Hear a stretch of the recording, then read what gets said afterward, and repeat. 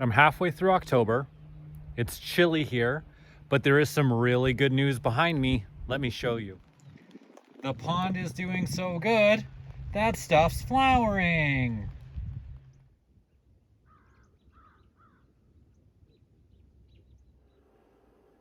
If you're trying to live off grid, there's a very important question that needs to be answered. And that question is, how much power does it take to make a pot of coffee? Let's find out. Here's the little power station. You can see currently we have 390 amps. I obviously cannot turn off this 2000 watt inverter while we go make coffee. So let's see where it gets to when we're done with the coffee. I'll turn off the lights too. Just over 15 minutes of time and 20 amps worth of battery to make that pot of coffee. Welcome back to the farm.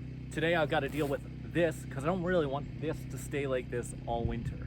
Now you might see some junk, you might see some firewood, and yeah, there's some firewood in there, but I also see some fence posts in there, some branches that we're going to use for a woven fence later. So there's a lot of good material in there. But right now, I really do need to chop some of the kindling off of it.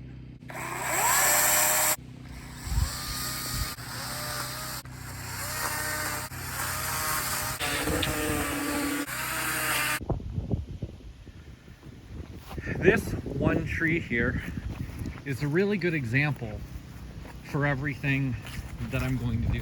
We've got this first post. Well, this isn't a post. This is just huge and it's going to be firewood.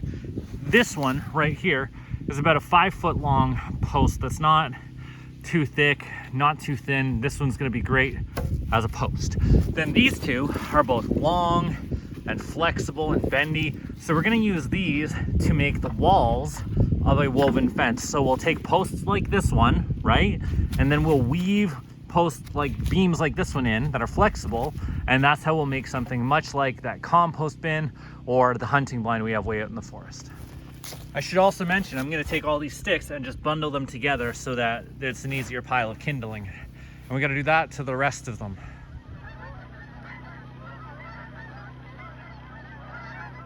We are going to find out the best way to split firewood because I have 3 little piles over here and I have 3 different tools. Let's take a closer look. This is a typical wood splitting axe, a sledgehammer, and a splitting spike. Here's a Viking wood splitter.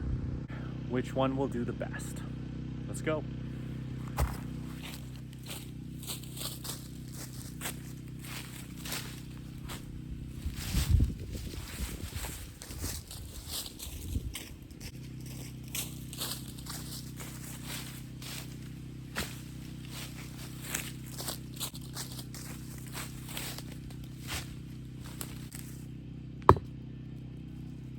A regular, typical wood splitting axe. Not sponsored, just an axe that needs to be sharpened.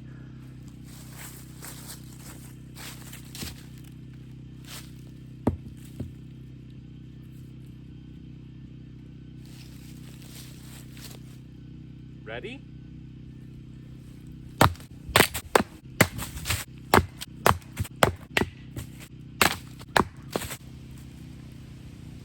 The wood splitting axe, I would say easy enough, not too heavy, did an okay job. I promise it's still the same day. So next up, I have a sledgehammer and this splitting spike. Let's see how well it does.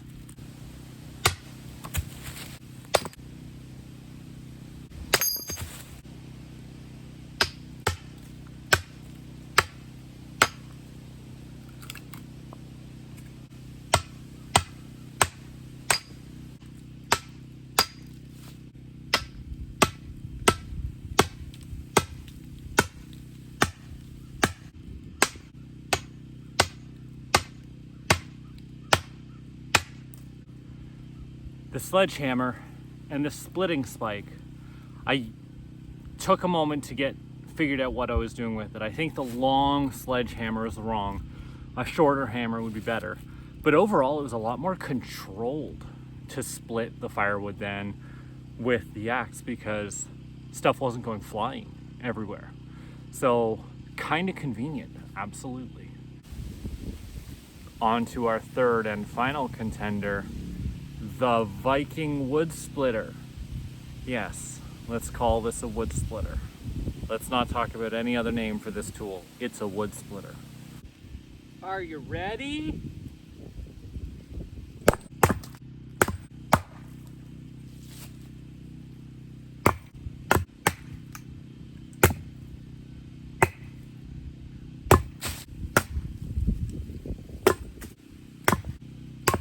The Viking wood splitter, the fastest tool so far. Also fairly easy to use. Not quite as wild as I expected. Let's look at the results. Our basic log splitting axe did okay, sent pieces flying kind of wildly, not very consistent in the piece sizes, but that's your standard way to chop firewood. It's a 5-pound axe, by the way. That's relevant because this is a 6-pound sledgehammer with this little splitting axe. It took me a longer to get used to using, but when I did and I understood what I was doing, it was a lot less wild and a lot more consistent in the piece size. The only thing I'd do differently is I would get a sledgehammer with a shorter handle. I don't need a long one for that. Then the Viking wood splitter, the least consistent in size, the fastest of all the tools, and also it's kind of just generally fun. So, how would you split wood?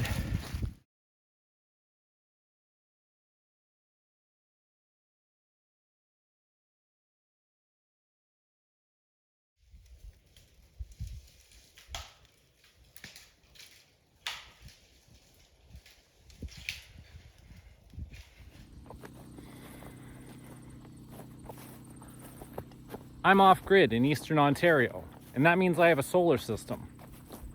I've got some problems with it though. The first problem is that it's about to be winter, and I need to pick the panels up off the ground. But I am willing to spend precisely $0 on this. So boy, do I have a challenge in front of me right now.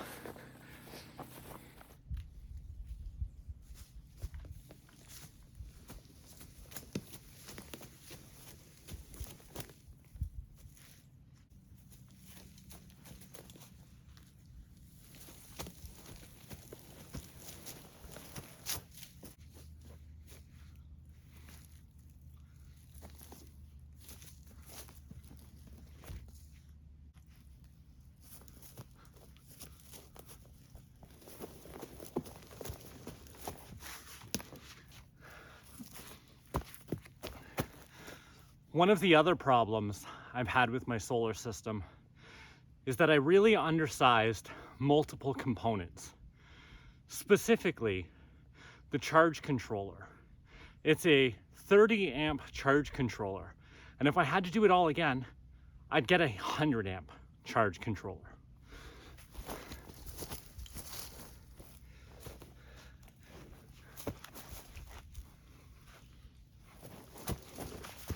Maybe then I'd be willing to spend more money on it right now.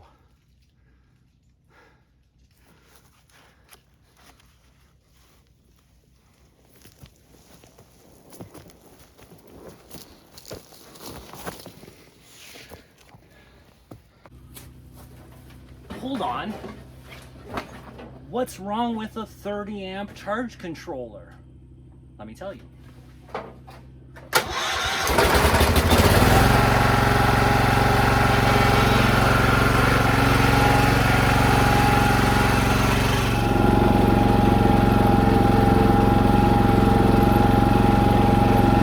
There's nothing wrong with the charge controller, but I use more power than that. I'm running a fridge. I want to make coffee in the morning. I need more power.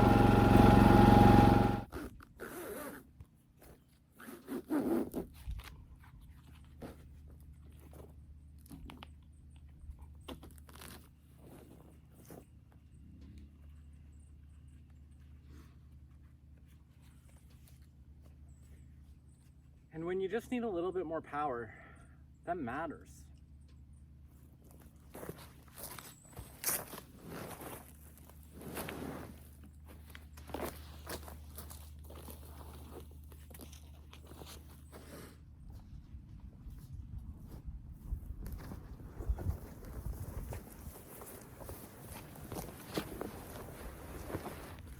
What I didn't think about properly was how much power I would use and need to throw into my batteries for the overnights. So I can't charge up enough during the day to make up for what I use overnight.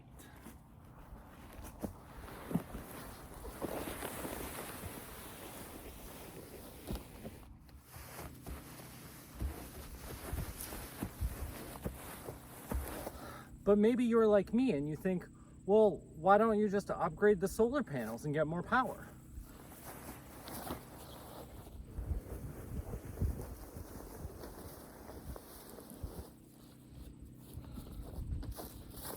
Well, Terry, thanks for your input. But the charge controller limits the amount of solar panels I can use. So I currently have as many solar panels as I can. Thus, we're about to replace stuff.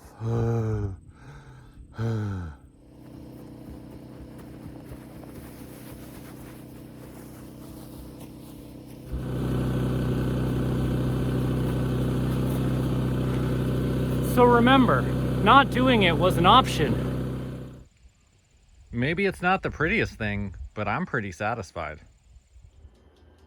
And although I complain about my solar system, it makes waffles and coffee first thing in the morning without the generator. So overall, I'm pretty happy with it. But there's always something more to strive for.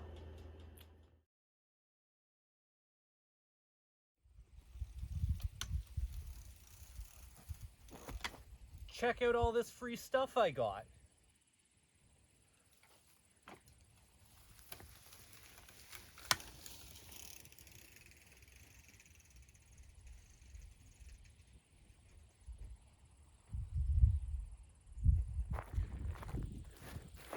Three folding lawn chairs, a chimney sweeper, a bunch of baskets, some tiki torches. Oh my.